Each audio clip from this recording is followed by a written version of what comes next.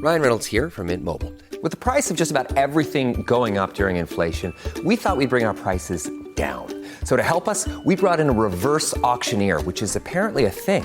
Mint Mobile Unlimited Premium Wireless. How to get 30, 30, bit to get 30, bit to get 20, 20, 20, bit to get 20, 20, bit to get 15, 15, 15, 15, just $15 a month? Sold! Give it a try at mintmobile.com/switch. $45 up front for 3 months plus taxes and fees. Promo rate for new customers for limited time. Unlimited more than 40 gigabytes per month. Slows full terms at mintmobile.com. Hey guys, welcome to this week's podcast episode, and I've got a fantastic guest for you today, Brandon Gano, founder and CEO of WhadIf. He gives small business owners their time back, and it's going to be a fantastic conversation for the audience, talking about business, growth, operator to owner, and time freedom. So, Brandon, welcome. Thank you for having me, Christopher. Excited to be here. Those are all my favorite topics. Just hearing them, I'm already excited. Yeah, I know. What I love is so kind of talk about your background, what you do, how you got into it, and how the audience can benefit from your expertise. Yeah, so it sounds like many of your listeners, just from the quick background you gave me, I was working a job. I went to college for business. I thought I wanted to run a business, manage a business. I started doing that and I'm like, this isn't that fun. I'd rather maybe do this on my own. So I was, 6, 7 years ago at this point, started my first business, my first real entrepreneurial venture, we'll say. I always dabbled with entrepreneurship in my teens, but my first real big boy business, and it went really, really well. It was fun. It was great to start something from nothing, be able to grow that. But I found myself in that trap that a lot of business owners find themselves in, where I was working way too much. I was the center of the business. I was making all the decisions. Even when I had employees, I was still working 80 plus hours a week, and it was killing me. So I said, there's got to be a better way. Like, this is not the business ownership life that I wanted. This was job ownership. And it was terrible, because when you divide those hours out, like, you're technically making like $3.46 an hour because you're working so much. Even though, like, you may have a 6-figure salary, it doesn't make sense. So I was like, there's a better way. Let's figure this out. So in a very short period of time, I implemented a couple of things that we take our clients through now, and in my current business of WhadIf. And I was able to go from 80 hours a week down to about 3 to 5 on average in about 6 months. So it was quite the process. It was definitely an experience for sure. But I was like, all right, this is cool. This is business ownership. Finally, like, I'm not required to be here day to day to make decisions. And making that transition opened my eyes to what was really possible in business. And I wanted to give that back to other people. So I ended up actually turning that business into a franchise. Didn't pursue that route because of a number of different things, but we can go there if you want. But if not, we'll just say a lot of different reasons, not a good route for me.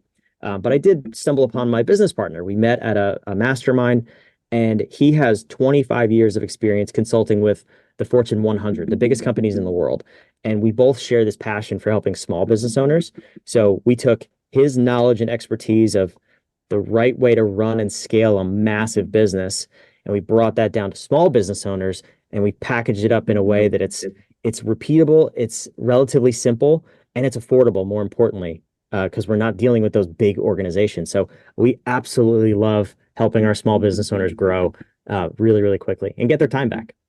Yeah, I love that. And, we're talking about basically, we're talking about time freedom is what you're describing, and basically where you're a business owner versus a business operator. We'll dive into the conversation. So first question I have for you is, because you talked about renting an income, which is basically working for someone, and then a job, then owning a job, which is basically you're self-employed to business owner. Kind of share the key steps to make these transitions, and how can individuals listening to this do it very quickly so they can scale their time. I don't know that I'm fully qualified to give the best advice when going from a job to starting a business, because what I did was cold turkey. And I don't advise that necessarily. If that's for you, that's for you. But that's kind of how I operate. I go all in on things, and I really commit to them. So for me, it was I had enough savings to make sure that I wasn't going to like starve in 2 weeks if it didn't work out. So that was part of it for sure. But I I knew what I was doing. I knew how to run this business. I had been in this industry for years at this point. So the only thing I hadn't done was manage the whole structure of that business because I was, again, in a job, not the owner seat, or the operator seat. So I would say if that's the transition you're looking to make, you are employed, you're renting your income, as you mentioned, and you want to make the jump into entrepreneurship, you first have to understand how far you want to go, right? Because there's a side hustle, there's owning a job, being self-employed, and then there's business owner. I think we all need to start with, during that transition, probably either owning a job or side hustle to some degree and prove the concept. Make sure you're qualified to do that thing, whatever that industry is that you're jumping into. And then once you have that success, however you define that, then you could take that next step and go a little bit further. Maybe you can go from full-time to part-time at your job and increase the available hours to do your side hustle, your self-employment. I've seen that a number of people do that. And then there's the other extreme where you have the fantastic idea, you wholeheartedly believe in it. I get a little uncomfortable even saying this, but you can go get a loan and start a business and just kind of fund yourself, whether it's a VC, you go to a bank, an angel investor, parents, siblings, whatever. You can have that funded, and go jump in if you want to jump in with both feet. I just personally don't love that. Even for us and our clients today, we serve established businesses, 6-7 figure revenue businesses, and even if they start new product lines, new revenue streams, we have them kind of test the waters, if you will. Like, don't jump in all the way. Don't go take loans. Don't put things on credit cards. Don't hire employees that you don't need. Like, let's figure out a way to test it. So, like I said, I don't know if I'm fully qualified to give that answer. I know what I did, and I know what I have worked with other people to do, but I guess it's really a what can you tolerate kind of a question, right? Is like, how far do you want to go in either direction? How long do you want to put up with your job? Or how big of a loan do you want to take out? It's what's your appetite? Yeah, it's quite interesting. Because basically I asked that question because I want to, because each transition is very rocky. So it's kind of like it's great to have someone along each step of the way. And what kind of the next question is, you talk about the 4Ds: delegate or delete, delegate, delay, and how can a business owner leverage this strategy? Yeah, so this for us is one of the keys in getting your time back. So a lot of people will come to us, again, established businesses, they have employees, they have they're making sales, they're making profit, and they want their time back. That's the one thing you really can't buy, right? I mean, you have to strategically position yourself to be able to reclaim your time. And most people don't prioritize that when growing a business. They prioritize the revenue, the profit, the leads, the employees, all these other things that are fine. But we forget that we need to control our calendars to the highest degree that we can. So people will come to us and say, I'm overworked, I'm burnt out, I want more time. I want the freedom that I started my business for. And I'm just not there. I'm working 60, 70, 80 hours a week, much like I was in my past. So the first thing we're going to do, even before the 4Ds, is just a quick time study. Like, we really want to understand where our time is going, because we can do a number of things. First and foremost, even before the 4Ds, is say, okay, based on this time study that you've done for 5 business days, like 1 week, it's not extensive. Where are you spending your time?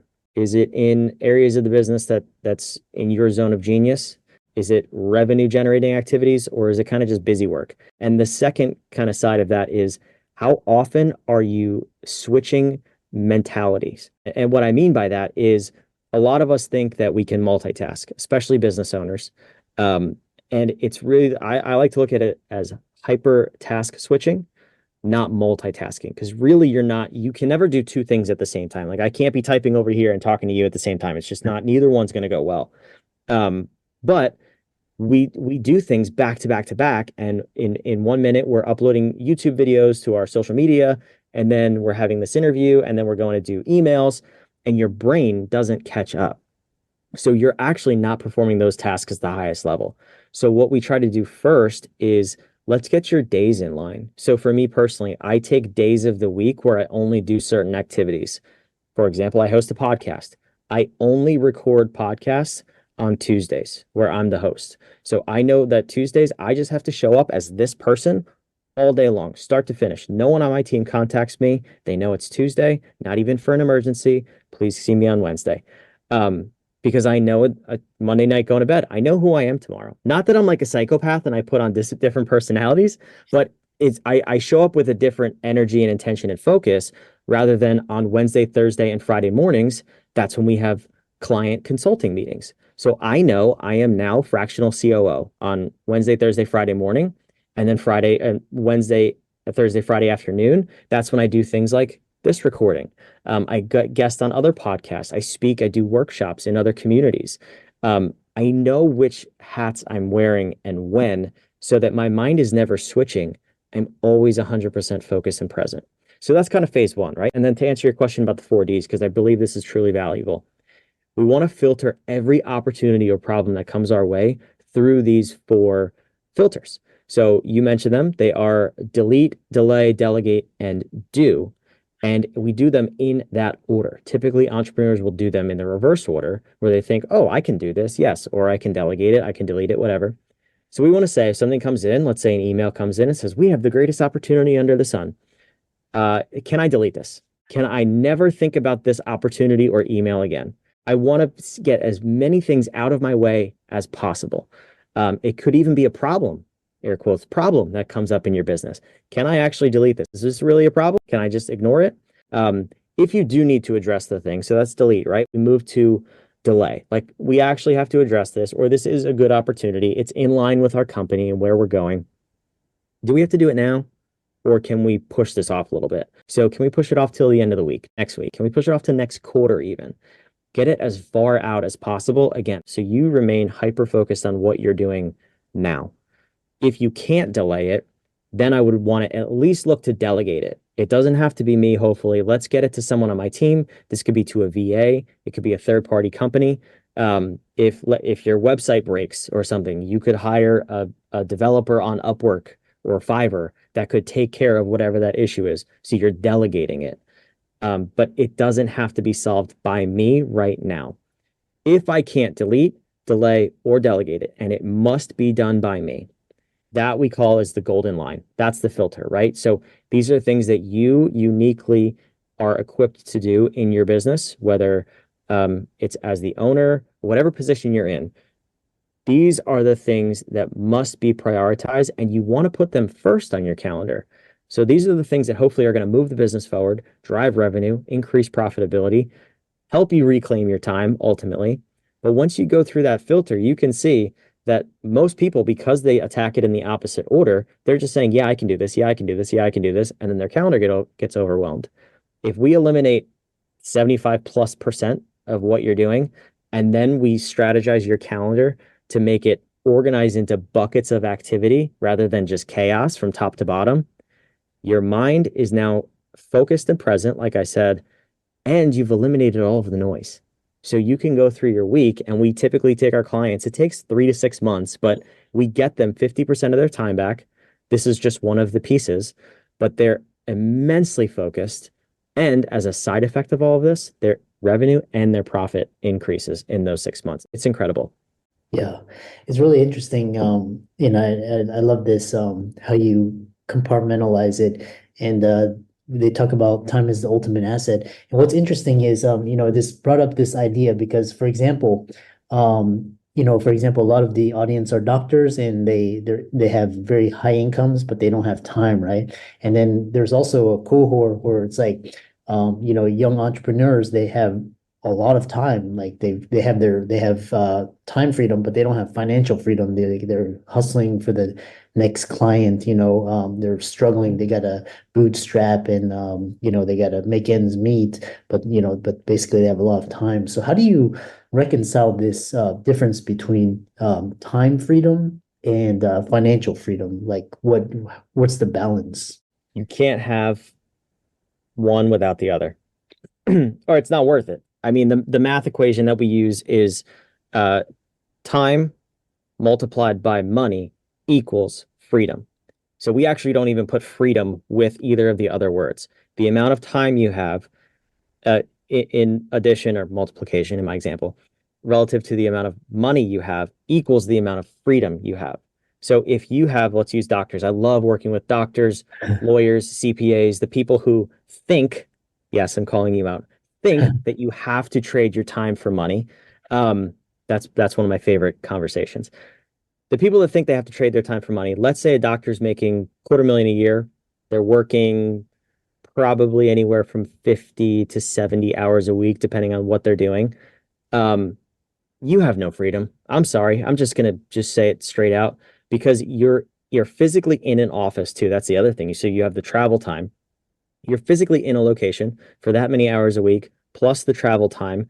And then your job is mentally taxing. I mean, regardless of what discipline of medicine you're in, or law, or accounting, that is a mentally taxing position. I would assume you don't have the mental capacity at the end of the day or the end of the week to really relax and have that freedom. You need probably a day or two to relax before you even to go on vacation and truly enjoy the freedom. So I have actually a couple of my friends, a couple of my college roommates are doctors, and I see this play out. I've seen this play out personally in my life. They make a whole lot of money, and we'll catch up at weddings or friend reunions, stuff like that. And they're beat, they're exhausted. You can see it in their eyes, you can see it on their face, and they make a lot more money than a lot of people do. There's zero fulfillment and zero freedom. So in that conversation of where is the balance, you have to get away from the time for money trade. And I know everybody on the internet says that. I don't want to be one of those people. I want to tell you how to do it more importantly than you just should do it. It's nuanced for everybody, but there's creative ways to do it. So we've partnered with a couple of other agencies, like a marketing agency, for example, where they work with a lot of doctors, and we help go in and say, what can we strategically do with this business that the client would still pay for your service, but not necessarily for your time. We still want to get 50% of their time back so that they can provide value. They can provide the service to the client that is promised. It's their brand value, but we can get them out of the delivery of that product. So there's always ways to do that. Doctors, accountants, lawyers, but you have to be intentional with that and be able to execute towards that outcome.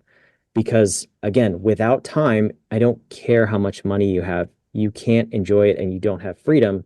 And on the flip side, without money, I don't care how much time you have, you still have no freedom. So you have to have both, and there has to be a balance between the two so that equation can actually be effective. Yeah. There's this, it also brought to mind, it's kind of like, it's like, it's like the boomers, they have, like they've built up a lot of worth and assets, but then like they're still working, and they may still need to work because they're living longer, and they don't have time, right? It's like, but then like you have a young Gen Z millennial who's but now you have a lot of options, and now he or she's got their whole life ahead of them. So it's it's interesting. Which the other you brought up so many interesting points during that that time, and it was interesting because I was listening to this podcast where they were talking about some of the billionaires, and they were saying that first thing is you don't charge for your time, you charge for the service or product, and you learn how to very rapidly compress that. And then, the rich, they don't work for money. They learn how to use money to work for them. So, so how do you, kind of ending it, how do you implement and integrate Harmonious? Because your approach with Harmonious aims to simplify processes and explain how the system can be integrated, and how can people reach you and contact you? Yeah. So, if any of this is interesting to you, if you are in that position where you own a business or you own a job, and you want to learn a little bit more about this, getting 50% of your time back in the next 90 days, we have a 3-part audio series where you can do just that. We walk you through it. It's customized to your business because we teach principles, not tactics. Very clear distinction there. So whatif.com/clarity It'll get you access to that. It'll take you about 30 minutes to listen to the whole thing. And it'll, like I said, build you that custom roadmap as long as you go through and follow the training. To answer your question though, is Harmonious is a big thing. It's our version of a business model or a business operating system. It's completely proprietary. I'm sure you and the listeners have heard other things like Michael Gerber's E-Myth, the E-Myth book. That's a business operating system. EOS, the book Traction, that's a business operating system.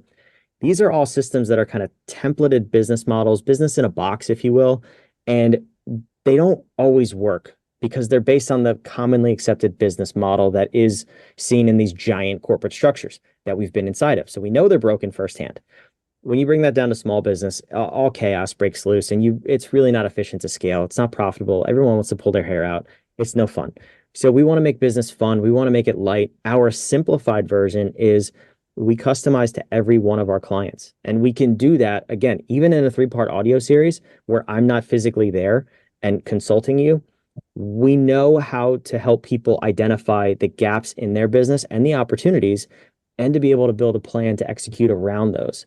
So Harmonious it's an acronym. It's the 10 fundamental disciplines that are present in all business, no matter the size, scale, structure, or industry. These are present, and to the degree you know them and maximize them is the degree you'll be successful. So it's a big lift to go into that here. I won't go into all of it, but really what we do is we work in phases. So with our clients in the first 90 days that we're working with them, we get absolute crystal clarity on where your business is, who you are, who you serve, how you serve them, and we want to understand that foundation. The second part is we want to get a confident plan together. We want to say, okay, based on where we are and then also where we want to go, what's the plan that's going to get us there? We have a 5-year plan, but we also have a 90-day execution plan.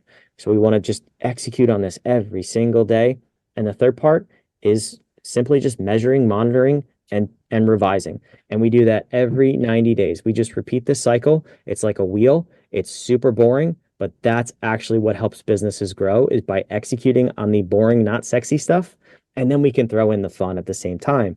But you keep doing this over and over and over, and businesses start to grow exponentially. And typically we get a 50% to 100% increase in our clients in just the first 12 months. Nice. Yeah. And how can people find you on your socials and reach out to you and find out more about you? I just talk about this stuff, so you don't want to do that. Just go to whatif.com/clarity. If you want to do that, if you're like, that's super boring, I really don't want to listen to an audio series, the only other thing I would want you to do is maybe check out our podcast. We have a lot of fun. We bring on, it's exclusively guest interviews. It's called Harmonious at Lunch. So if you search that on wherever you find podcasts or YouTube, we're on there as well. But yeah, subscribe, leave us a comment, leave us some hate comments, whatever you want. It's okay. It's all awesome. We'll interact with you and hopefully help you grow your business. That's what we're all about. Yeah, and I love that. And for all the audience, let's thank Brandon for coming on and talking about time freedom, and give his socials a like and follow. And with that, thanks so much for coming on. Thanks for having me. This was fun.